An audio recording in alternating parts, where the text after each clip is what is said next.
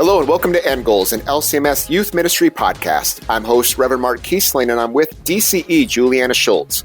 We are here to bring parents, church workers, and lay leaders discussions and resources to help your youth ministry meet its end goal, which is young people who are disciples of Jesus Christ for life. Today we discuss the gift of strategic planning for our congregational youth ministries with Dr. Mark Blanke. I am a planner by nature. I'm always making lists, checking calendars, planning out the details, both for work and at home.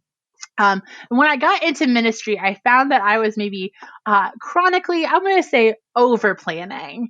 I would plan out every minute of an event with every possible contingency. I would overwhelm my adult leaders with directions. I loved looking at the big picture and strategic planning out what kinds of events, Bible studies, connections would be in our goals. But unfortunately, my passion for planning didn't always include enough input from others or time for us to jointly examine what God was doing in our youth ministry. So I had to learn to let go of that a little bit. So I'd be more flexible, be willing to throw out my plans if more important and valuable things came up. And so I learned to take my time with strategic planning, getting input from others, and bringing all of God's resources to the ministry. It's some people are real big planners. Some people are not planners. There could be all sorts of places on the spectrum there. And everybody's bringing different gifts to that. But I certainly had to learn pretty early on that I maybe needed to plan slightly less intensively, both for me and for my ministry. Well, certainly strategic planning isn't always easy. Moving a group of people together in one direction is a beautiful thing, but it takes work and investment. And bringing unity with diverse working styles, time commitments, and personalities can be a struggle at times. There's always that balance, like you said, Julianna, between planning big and little details and for allowing for spontaneity and flexibility in the midst of ministry. However, planning around the big picture goals and desired outcomes helps integrate people of different gifts and works to bring unity in the ministry process and outcomes.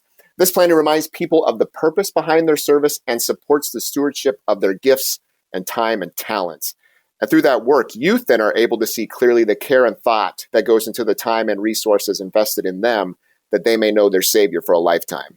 So whether you're a planner like me or you're someone who puts together youth ministry on a whim and a prayer, I don't understand you. I don't understand how that works. But some people make it happen and it's beautiful.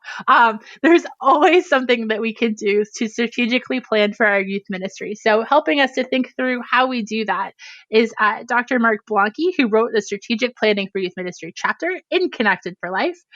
Dr. Mark Blanke is the DCE Program Director and Director of Strategic Planning and University Institutes and Director for the Institute of Religious Education at Concordia University, Nebraska. He also teaches courses in confirmation ministry, adult education, leadership development, and DCE practicum.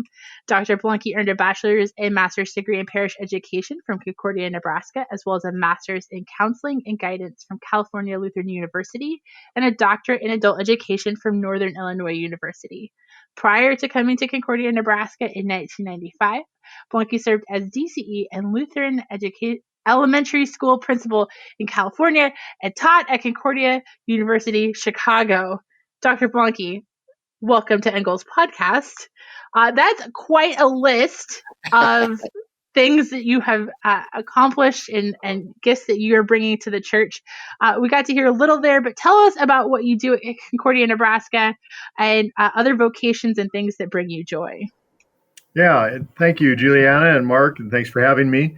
The opportunities that I've been given are mostly by the grace of those who work with me, who are willing to allow me to do strange and sometimes ineffective things. But right now, I spend my energy kind of working on a team for our DCE program. Spend most of my time is working with students who are just exceptional in most ways. And there's always a couple of glitches, but they're great people. And I get great joy from that. I find that the students today, one of the characteristics is that they have a deeper understanding of how their faith should affect their lives. And I I relate it to when I was in college, and I don't think I had that depth of understanding. So I learned quite a bit from them, and appreciate that opportunity. They're great people. I work with great colleagues, and also get to spend time trying to direct the institution's strategic planning efforts, which is it's kind of yeah, I think of the Old Testament prophets that got called, and they were called to prophesy, and then to be killed and disowned by the people of God. And that's a little bit of the job of being a director of strategic planning at a university. It's not always you're not always welcome with open arms, but we continue, we plug on, and I take some enjoyment in doing it also. So it's a good life so far. Well, that's great. Well, as a first-time guest, we would love to hear a little bit about your journey to servant leadership in the church. What was a key moment from your youth in particular where Jesus brought you closer to him or his church? Yeah, I had some chance to think about this. I saw this question. I appreciate you giving me a couple of the questions in advance. And so I thought about this, and I kind of have weird components to tag on to. This is more connected me with the church and with my role as a servant leader than it did necessarily building my faith journey with Christ. So there were three instances, and they don't seem like they're related, but trust me, they are. When I get through them, we'll see whether you see the connection. First one, I had a very active senior high youth ministry that I was a part of in my church. My dad was a pastor, and the youth ministry program at the church in San Jose is where I grew up, was a great experience. And there was a retreat that we were on. I think I was a junior at the time. And at that retreat, there was four of us that had been good friends for 3 years. It was a snow retreat. We just rented cabins up at Lake Tahoe. And as we were getting ready, as everybody's figuring out where they were going to stay, two girls and two guys, myself being one of the guys, were good friends, had done everything together, just friends. It was all completely platonic. And we asked one of the leaders, we said, can we stay in the same room? And so there were two queen beds in this room, and my male friend and I would sleep in one bed, and the two females would sleep in the other. And at that experience, that counselor, who was probably just at their wits' end trying to coordinate all of these kids, we had too many kids show up and too small of cabins, said, yeah, okay, you can do that, but I'm going to trust you, and it's up to you guys to be appropriate. And we were appropriate, and we reflected on it several times. We said, I can't believe they let us stay in this room together. We just were shocked by it. Now, we had gone camping together and stuff. We had been in many situations where we had had that opportunity, but for our church to do that, we felt we were really given some authority, some responsibility that we hadn't had before. And now I want to give a caveat here. I am not advocating this as a standard operating procedure as you're out there, but it was a significant point for us as juniors in high school to get that opportunity. Then shortly after, I was on the board for the youth, and they needed to raise money. It was a fundraising plan, and they didn't have an idea of what we should do. And I came up with the idea that we should do a ping pong-a-thon, where we'd play ping pong for 24 hours and raise money through that. One of the pastor that was in charge of the youth ministry program said, that sounds stupid, but if you want to do it, you can do it. And I thought, sweet, this is great. And so I was in charge of it because everybody else thought it was a dumb idea, and I was in charge of it. It was very successful. In fact, they did it for 4 years after. Every year they did a ping pong-a-thon. The third one was it was a Lenten service, and the youth group was tasked with putting together something for that service. This was in the 70s when there was a lot of people objected to drums and guitars and everything else in the church. But we went whole hog on the drums and the distortion bars, and it was really rock and roll, right, at this church. And people got hacked off about it and were angry, and there were meetings called, and everybody got together. And the pastoral staff, who had screened what we were going to do in advance, really stood up for us and said, look, the youth are a part of this congregational ministry too, and they took this on, and we're backing them, we're supporting them. So all of this formed for me this connectedness with the church. I found out that they trusted me, right, to be an adult, to act like an adult. They released to me to do things. And when I perhaps screwed up or we went off the tracks a little bit, they backed me. So that endeared me to the role within the congregation. And then I got to Concordia, and I looked for this book. I had this book when I was in class. It was called Let My People Go. And that's where it came together. This book, which was written in 1980, I forget what prof even used it, but it talked about the priesthood of all believers and the role of the church to help equip people to be active in the ministry that God has already given them. And that, boom, it put it all together. And I thought, here's how these incidents had built up to a point where I decided to be in professional church work and was able to see the connectedness with God's plan, which was to have his people active in his ministry and not just recipients of his ministry. So kind of a weird, diffused way of getting to where I'm getting. But those instances really were transformative in many ways for me in terms of understanding my role as a part of Christ's church. So, for what it's worth. But don't allow your youth to sleep in the same room. I want to make sure I'm clear about that. But it just worked in that instance. Well, I have to imagine, like, through those situations, I'm guessing there were probably multiple conversations that took place where relationships were built, learning took place. And because there was a caring foundation that was developed, how you came to understand that and your role in that. So that's a beautiful thing. It really elevated the expectations on me.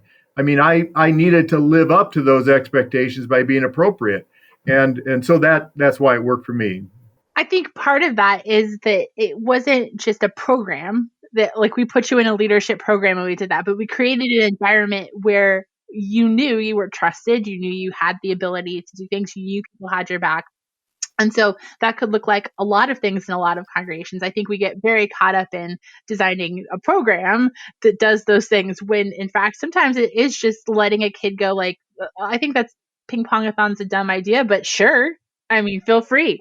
and allowing and releasing them and having their back, I think all are really, really powerful pieces. And we'll talk a little bit later. You get into how you might, incorporate some of those ways of giving meaningful input and leadership to your teens as a part of this chapter.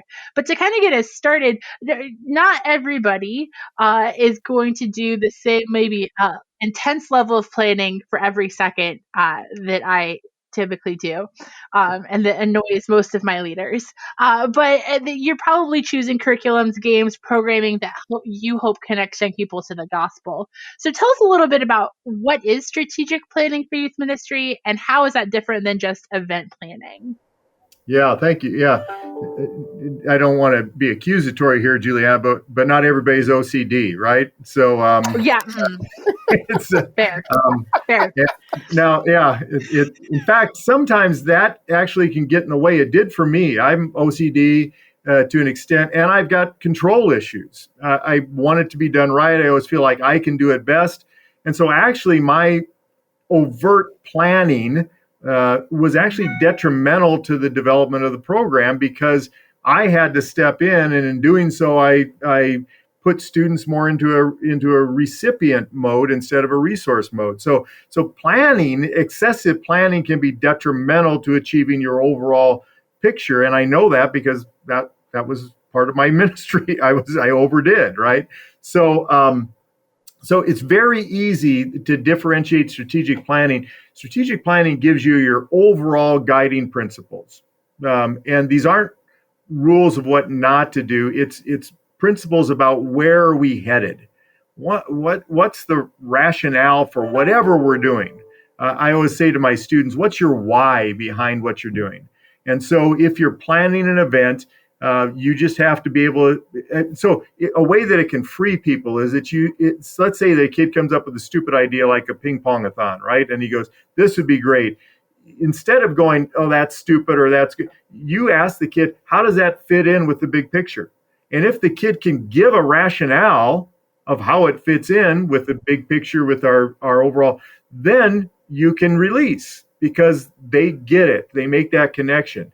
So it's different than all the planning steps. It's more of this overarching umbrella that covers what you do and becomes the filter for how you interpret what things you should do and shouldn't do.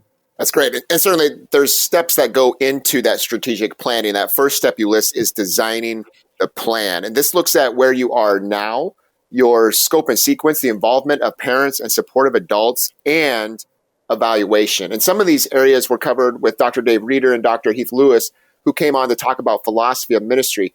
But you include something in this assessment that I think is helpful. Can you share a bit about how to consider resource options and history concerns as you design your strategic plan? Right. I think that particularly the resource component, when we think of resources, we're thinking of people, time, finances, space, any resource that you have at your disposal. And it could also be other staff people within the church, any type of resource. And there are some things that some churches literally can't do. I mean, they might set up a vision for what they'd like to see happen. By the way, just as a quick delineation, the mission is your overall purpose. It's what the church is about. It doesn't change. It's the same from early church till now. The vision is your specific picture of what in the next 5 years or so are we going to do that's going to give us the best possibility of achieving our mission most effectively. So as you look at that, you kind of make those determinations of what are our resources. I'll give you an example that people may be able to relate to. I think we all would agree that having a Lutheran parochial school is a great thing. It's a wonderful ministry that we can do. But there are 6,000 Lutheran congregations, LCMS congregations. There aren't 6,000 schools. Well, why not? Because not every church has got the resources to carry out that distinctive ministry. And so how your youth ministry looks is dependent on what resources do you have available that you can actually use and access. It doesn't mean that those other ideas for some ministry options are bad ideas. It just means that they may have a different resource source for their use. And then when it comes to the history of a congregation, this is the more I've watched this and the more I visit different congregations, the more I see that youth ministry, the history of a youth ministry program can really impact what you are capable of doing. Even if, and sometimes even more, if previous youth ministry efforts have been hugely successful, the next person comes in and the expectation is, well, you can just replicate what was done before. And yet, one of the main ingredients, the resource that always changes in the formula, are the students themselves. So there could have been a class 7 years ago that really excelled at any number of leadership roles that are no longer available as a resource to a planner today. And because of that, they really cannot replicate an exact duplicate of what happened 7 years earlier. But if the congregational expectations are that's what youth ministry looks like, that historical piece, then it's very difficult for the youth minister or the lay person that's carrying this out or the DCE to be able to do what really should be done in that time frame, because there's this tie-in, this connection, ownership of some previous experience that is no longer replicable. And those of us that have been around long enough know that Walther League was a little bit like that. There was the mention of, why don't we do what we did in Walther League? Well, because we don't have the circuit connections and the church involvement and the youth numbers and the leadership and none of that was there. We can't just replicate it out of thin air. But that history drove a lot of people's agendas. And so knowing what happened and knowing where you got to start and where you got to move the needle to is critical. I think it's so important to help people think through, like, it's okay to say those things out loud. These are the resources we have. This is the abilities that we have in the context that we're in. And this is the history. And just because we're not doing it the same way we used to doesn't mean that the way we used to do it was wrong, right? Part of that planning is saying, like, what's going to work for us in this moment right now, and not necessarily always trying to keep the same thing going. Because, like you said, always getting new young people, hopefully, through your youth ministry. And I think you did a great job in the chapter of trying to give some steps to how you balance that strategic planning with the input for young people and how you kind of go back and forth through that. So what are some things to remember when you're trying to balance youth input with kind of your bigger ministry goals and planning? Yeah. It's critical to get the youth involved in the planning. Again, that helps them to see themselves as resources and contributors, not just recipients of some program, which I don't think that's very biblical. I just don't see that anywhere in Jesus' work with the disciples. I think that they were integral to the process. And so there you go. If we want to replicate that. But the leadership does provide the filter for things.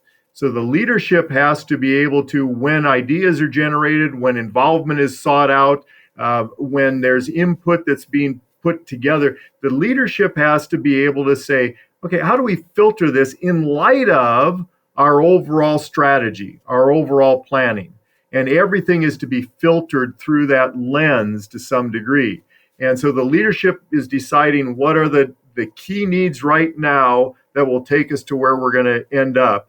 And then how do we manage those other ideas and the other input? So it's critical that the leadership have the understanding of where are we headed, because in doing that, they'll be able to better filter ideas and input, as well as involvement of students in events. What events are important? Why are we doing what we're doing? So critical that the way that I always try and make it easiest for anybody, and this is a simple thing that usually gives people clarity, is for the leadership to determine how do we want someone to be different after participating in our youth ministry program for 4-6 years, whatever time they're in there.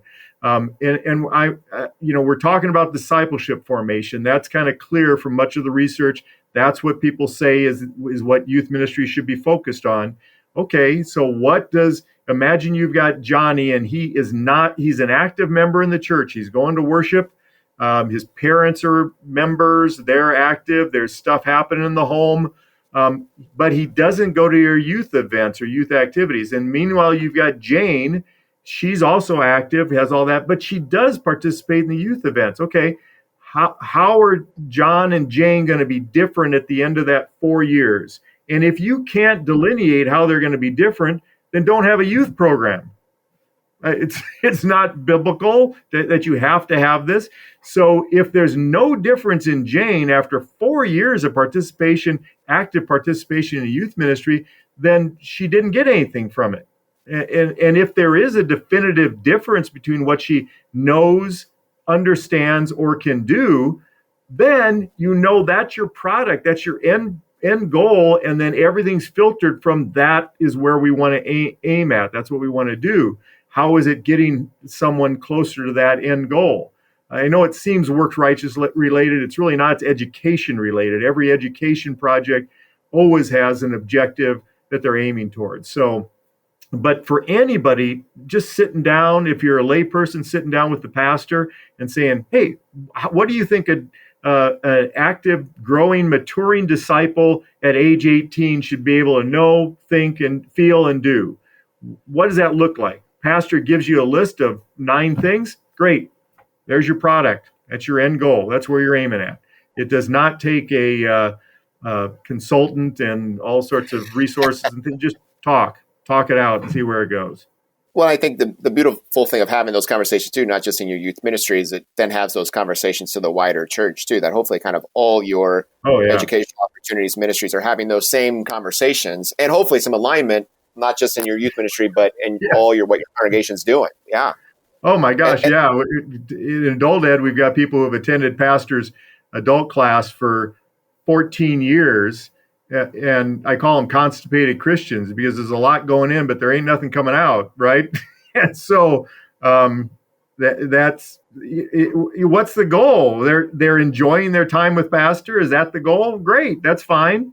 But are you supposed to be producing something that they're capable of knowing better, feeling differently, or doing differently? And that's kind of what education focuses on.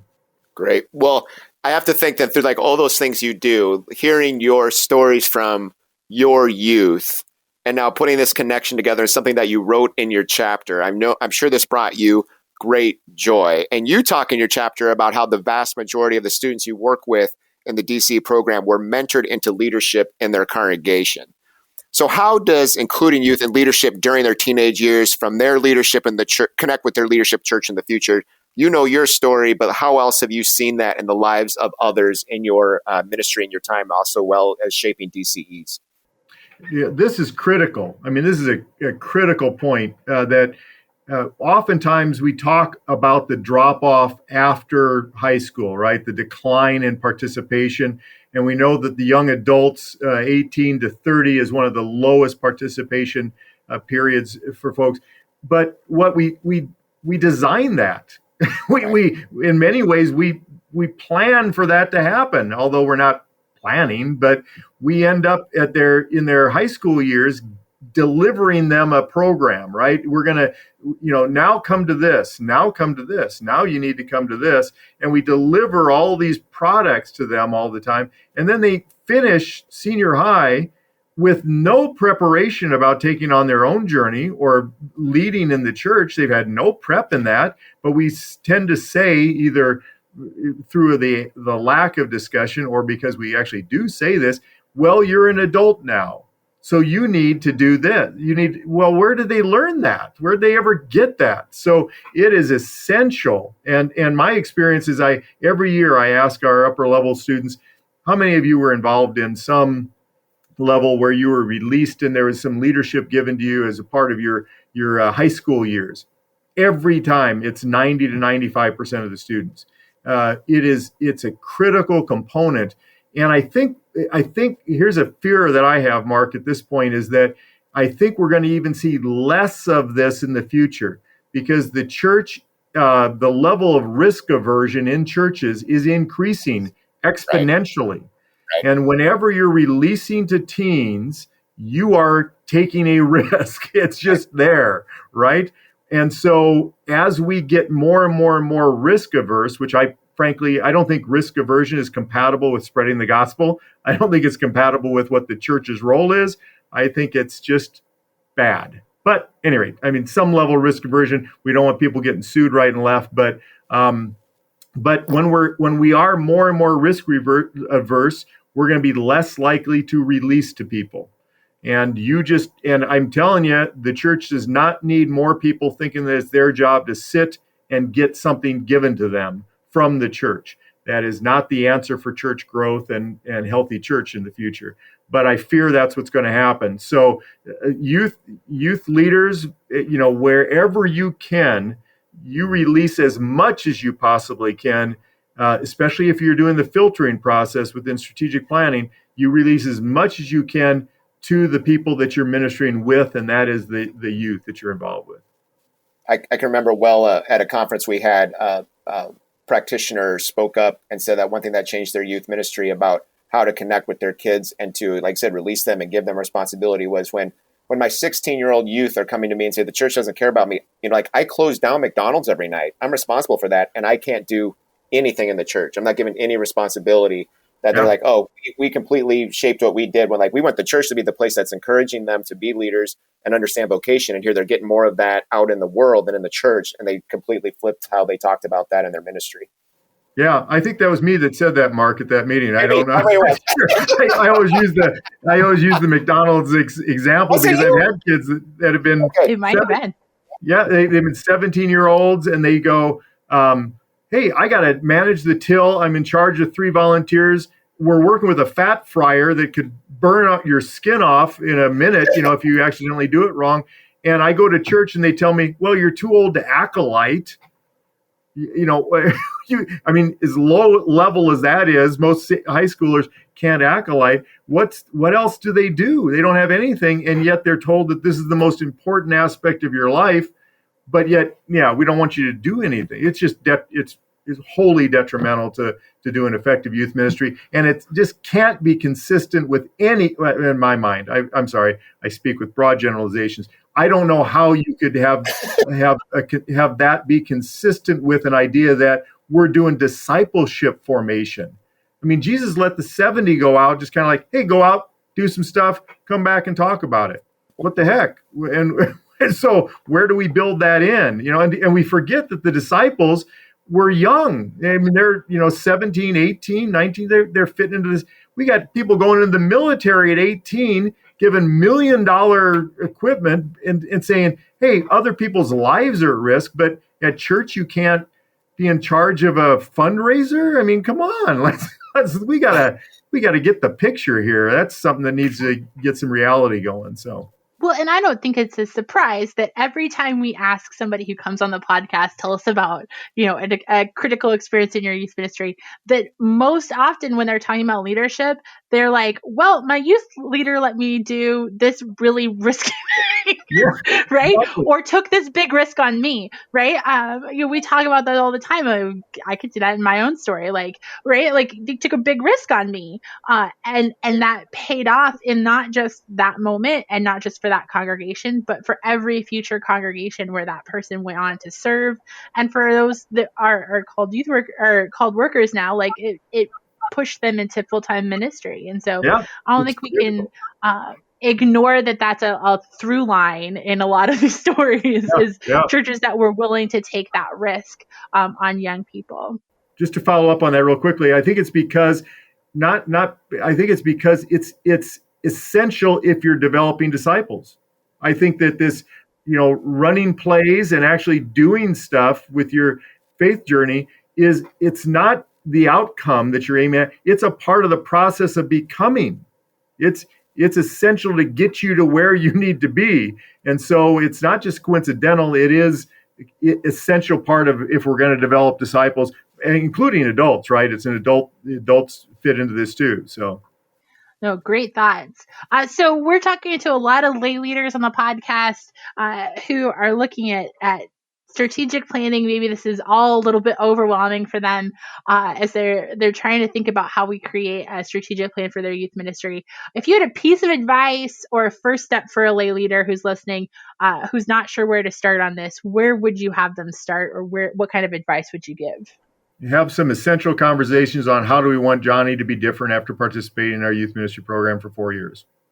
It's a simple thing. What I find, though, when I get into other congregations is it nobody's done it. I don't know why.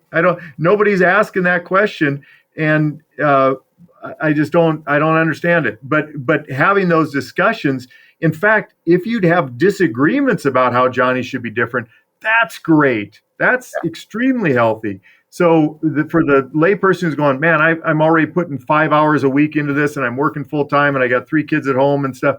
Just ask the students, what do you think this program should accomplish? How do you want to be different? How should people be different after participating in this? Talk to your pastor. Go to the scriptures, for heaven's sakes. What is it that, are the fruits of the Spirit? Is that how they're to be different? Are they, what does it look like? There's all sorts of scriptural references that give you clarity about here's what a disciple should be able to, even to go into Timothy and to look at the definitions of what a pastor should have and what overseers should have. What are those characteristics, and are we working towards those? And once that gets ingrained in people's heads, it becomes really not that difficult to look at everything you do and go, okay, well, tell me how this is going to get us there. And if they can't, and there may be those times where you go, look, we're just going to go down and do some snipe hunting because it's just funny. Yeah, we just think it's funny. Let's just do it. Great, go do that. But don't be expending 70% of your youth group budget to do a snipe hunt. I'm probably aging myself here, or speaking my age. I don't know if anybody even knows what that is anymore. But don't do all your energy on those things. How are you going to put the predominance of your energy on the things that are most important to get Johnny to where you want him to be at the end of 4 years? So much great stuff in both the chapter and in this conversation with you. I really hope people take the time to really take those things to heart and to consider how that might impact just kind of the next steps that they have as they think through, like you said, what they want their young people to look like at the end of youth ministry, and as they think about how we can take some risks on some young people in that part of that as a part of discipleship. No, so really powerful things. So thank you so much for joining us and for being a part of the conversation. thanks for the opportunity, and you guys, and thanks for the work that you both do, and the rest of your team. What a wonderful gift you are to the Lutheran Church Missouri Synod. I hope folks are appreciative of that. Strategic planning can be a wonderful way for us to both get meaningful input from youth and to engage them in leadership opportunities. Both of those are parts of the 7 practices of healthy youth ministry and are incredibly valuable, as you heard us talk about, for young people to both feel like they are heard, that they're listened to, that they're respected, that they're trusted, and also that they have the ability to try new things and to lead within that context. You don't really need a program to make that happen. It's often just a matter of trust and release to help them serve and use their gifts and skills. And that can feel really risky, but God uses those opportunities to develop young leaders who can serve and grow in the church for a lifetime. So when planning can be a powerful tool, in the end, it's God's work and it's His gospel we proclaim. I appreciate Dr. Blanke's message about how planning keeps us focused on the end goal of your ministry. We say on the podcast that our end goal is young people who are disciples of Jesus Christ for life. In your contest, you might have more specific end goals that align with discipling young people, and your planning can help bring clarity and cohesiveness to your programs, your activities, and those interactions. And in your own way, you articulate your hope for how the Holy Spirit will use your congregation's resources to help young people grow and be transformed by Jesus. And it's a wonderful conversation about how young people think and they live and they love differently from when they start in your ministry to the end. It's always great when a guest says end goals. It's like when somebody in a movie says the title as a part of the script. It feels right, and that's ultimately I love that. That's why we called it end goals. So there is that end goal that we have, and it's not just youth ministry for youth ministry's sake, but we want young people to be disciples for life. So some closing questions for you to consider as you do that. How can your strategic planning connect your philosophy of Christian education and your philosophy of youth ministry and your volunteer recruitment and your teaching and support?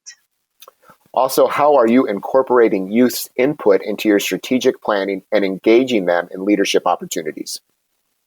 And then how do you want youth to be different after they've been in your youth ministry? What kinds of decisions do you need to make, or risks do you need to take in order to get them there? We will continue to keep you in our prayers as you go about strategic planning for your ministry and answering hard questions. There's been a lot of challenging stuff in the last few episodes, and I know that can kind of seem overwhelming. Thinking about philosophy and teaching and volunteer recruitment and setting goals can all feel a little out of reach when you're just trying to keep your kids connected to the church and to God's word in some way. Know that this doesn't rest on you. Even our best laid plans don't earn us salvation or guarantee that young people are going to stay in the faith. Ultimately, youth ministry is God's work. And it's always a good reminder that even our best laid plans can go off course, but we have a God who works powerfully through us and sometimes despite us. So go knowing that God is working in and through you, that God is going to powerfully work in and through His word to care for the young people. And every little step you make can make a big change. End Goals Podcast is a production of LCMS Youth Ministry and KFUO Radio. To find out more about LCMS Youth Ministry or to find links to resources mentioned, go to kfuo.org/youth ministry. Thank you for listening and caring for the young people of our church.